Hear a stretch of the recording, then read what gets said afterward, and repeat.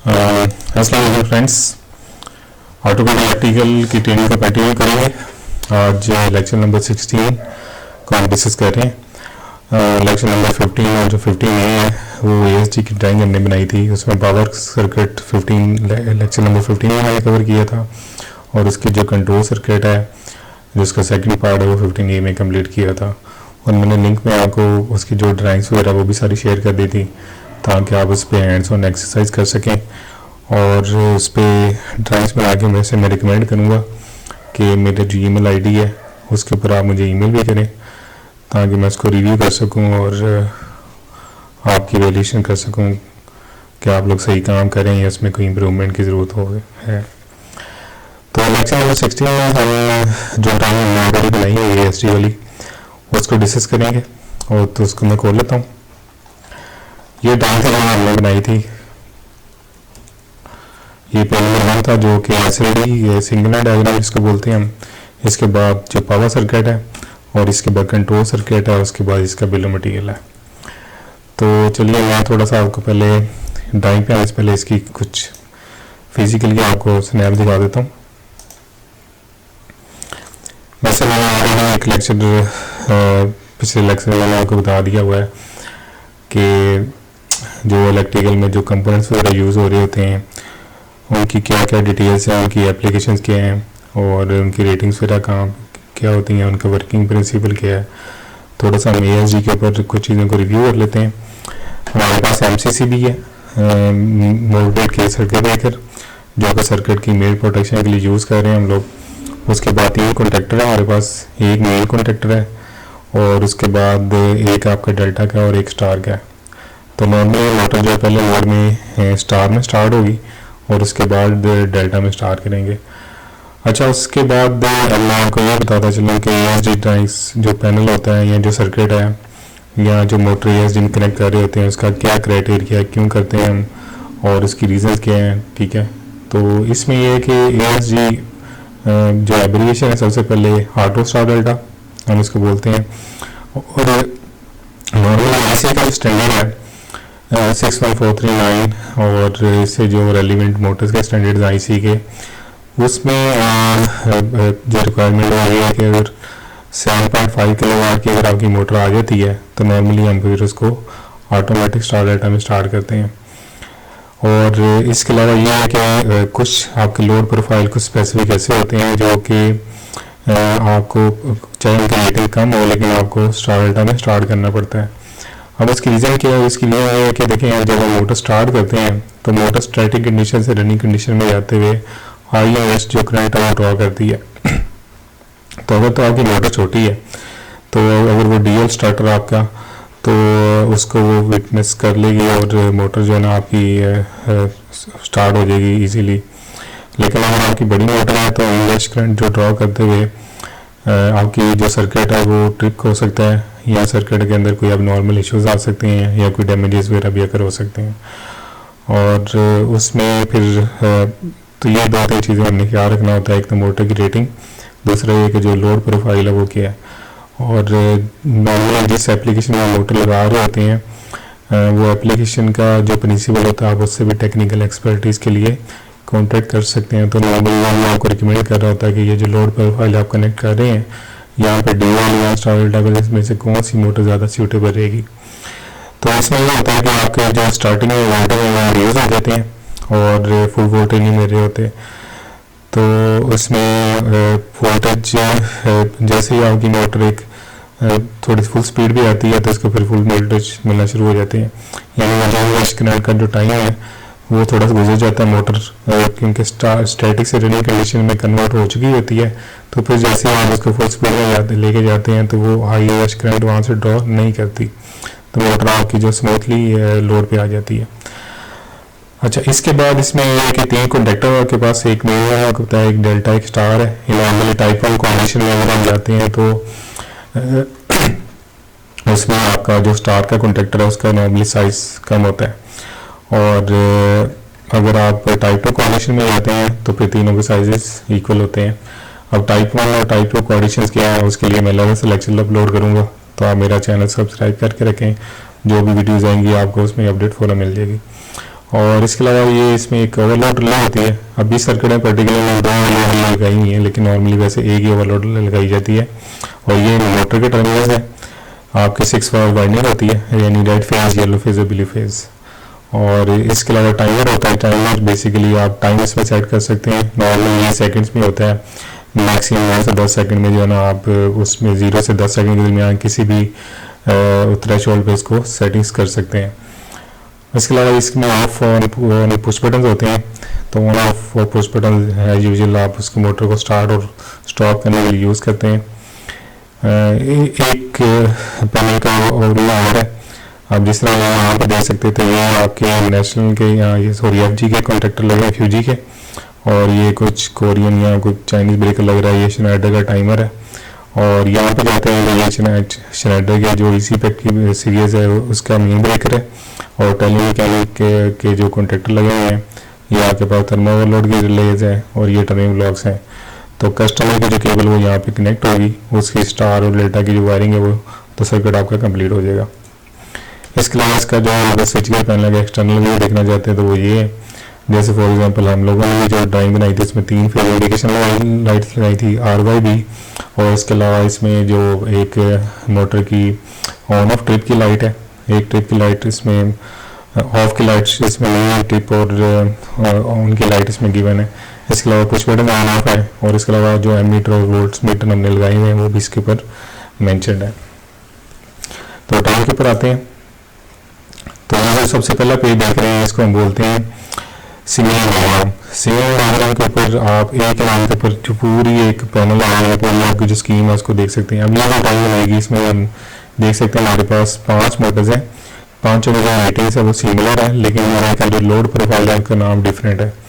और ये हमारे पास मेन ब्रेकर 1000 एम्पीयर का लगाया हुआ 35K के साथ। उसका जो शॉर्ट सर्किट रेटिंग है CT है 1000/1 एम्पीयर, क्लास 110 के साथ लगाई हुई है। इसके साथ एम्पीयर सेलेक्टर स्विच और एम्पीयर मीटर कनेक्टेड है। इसके अलावा इसमें वोल्टेज सेलेक्टर स्विच है, वोल्ट मीटर है, फेज इंडिकेशन लाइट्स हैं।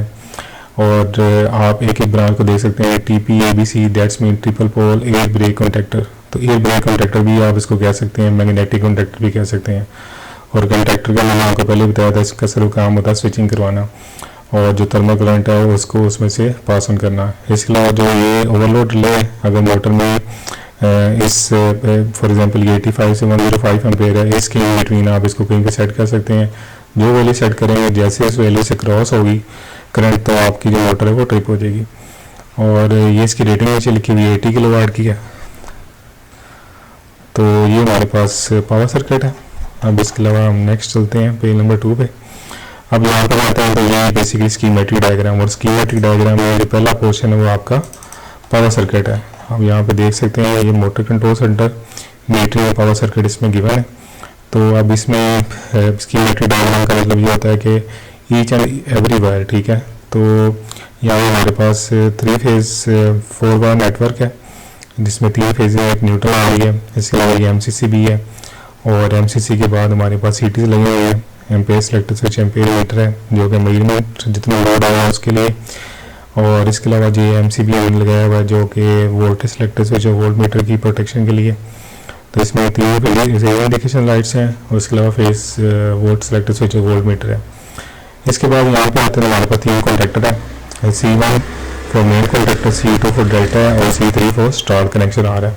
अब आप कनेक्शन में देखें, लेकिन रेड फेज, येलो फेज और ब्लू फेज हमेशा याद रखें। जब भी आप ड्राइंग पाना, जब आप फिजिकली पैनल के सामने खड़े होते हैं तो लेफ्ट साइड पे जो पहले लाइन आ रही होती है ड्राइंग में, हमेशा उसको रेड फेज से हम रिफ्लेक्ट करते हैं।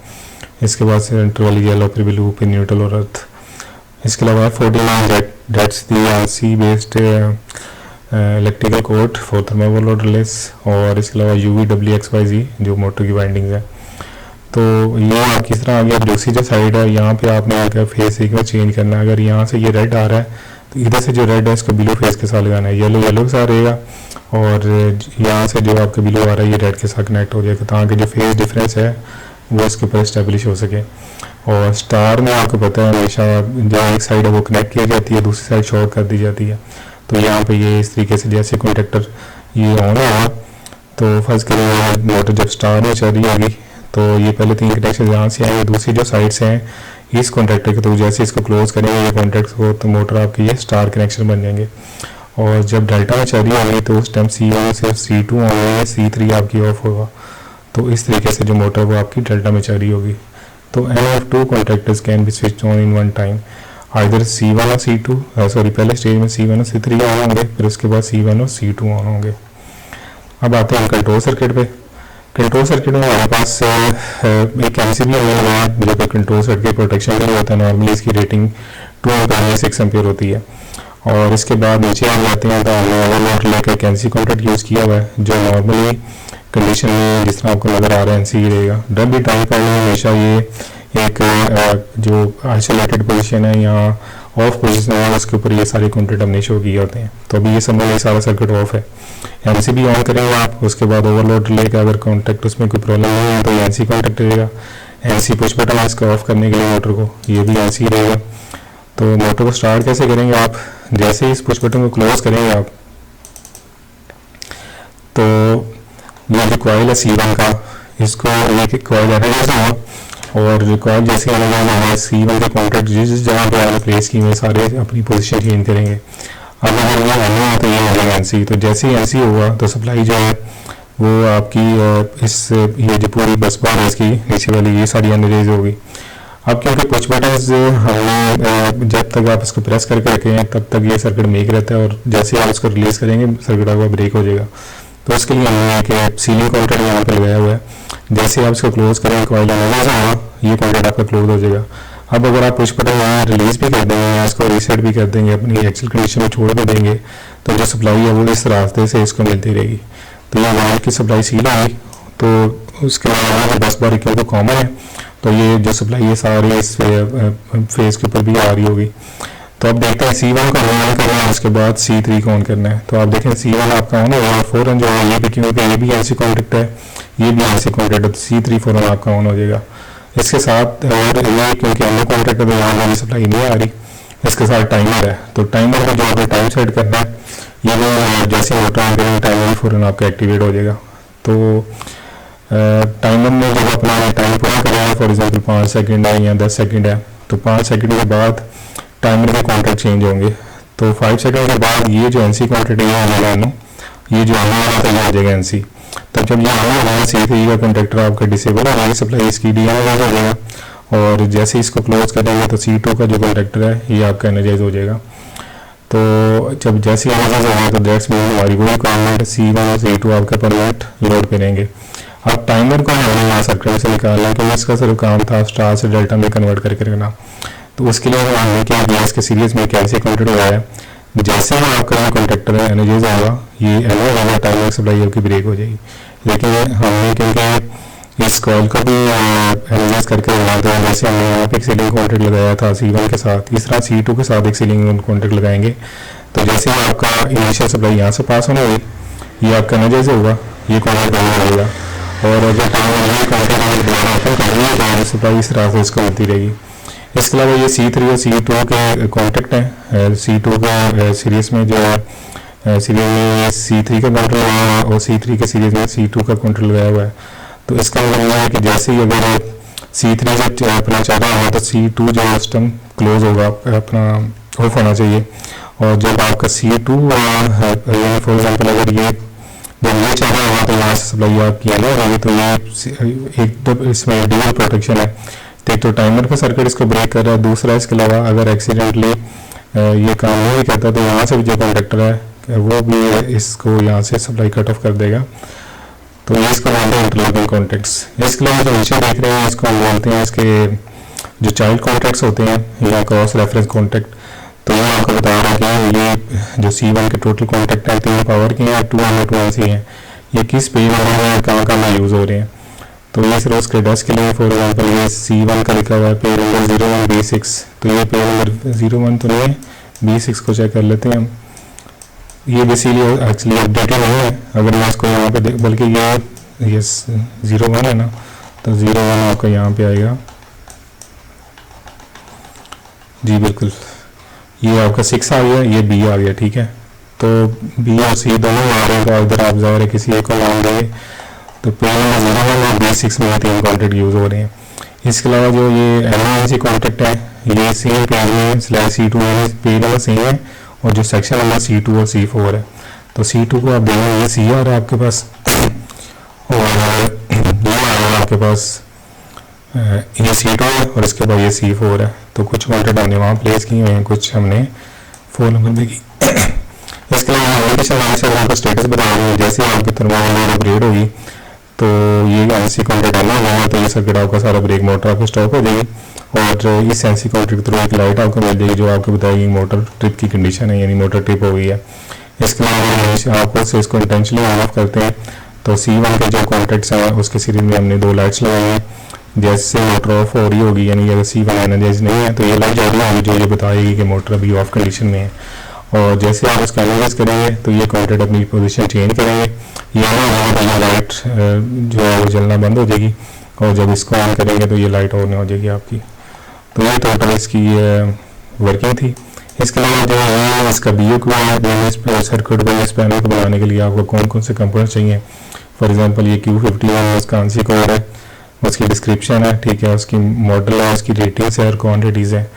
तो ये सारी चीज़ें आप देख सकते हैं, MCBs, push buttons, contactors, indication lights, fourth selectors, ये करंट ट्रांसफार्मर्स।